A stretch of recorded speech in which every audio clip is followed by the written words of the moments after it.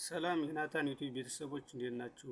ዛሬ እንግዲህ ስለ ካውንተር ነው ይዤላችሁ የመጣው። እንግዲህ የምታዩት ካውንተር ወይም ቆጣሪ ብለን እንጠራዋለን። እንግዲህ ስሙ ካውንት ማድረግ ወይም እንግዲህ የቤት ውስጥ የቆጠረውን ኮንሳፕሽን ነው። እንግዲህ እንግዲህ ካውንተራችን ካውንተር ላይ ሳሳያችሁ እንግዲህ ማንኛውም ሰው መንካት አይቻልም። እንግዲህ የመብራት ኃይል ባለሙያ ለነሱ ነው እንግዲህ እዚህ ጋር ቪዲዮ እየሰራው ያለው ማንኛውም ግለሰብ እንዲነካካ አይደለም እዚህ ጋር ቪዲዮ እየሰራው ያለው። ስለዚህ ለባለሙያተኞች ነው። እንግዲህ ሲንግል ፌዝ ካውንተር የምታዩት ሁለት ኢንፑት አለው፣ ሁለት አውትፑት አለው። እንግዲህ አንዱ ፌዝ ነው የምታዩት በቀዩ፣ የኛው ኒውትራል ነው። ስለዚህ በዚህ እንደምታዩት ይወጣል።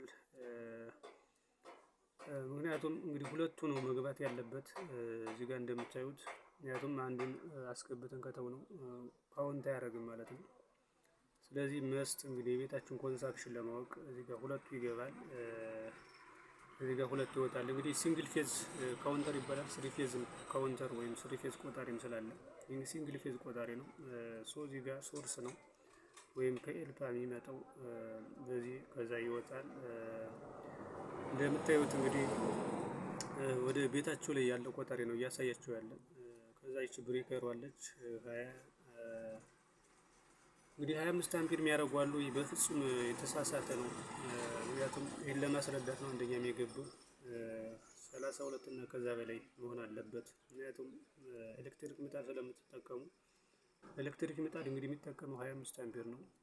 እንግዲህ እዚህ ጋር 25 አምፒር በመግጠም እየመለሰ ስለሚያስቸግር ነው ይሄን ለማስረዳት የገባሁትና።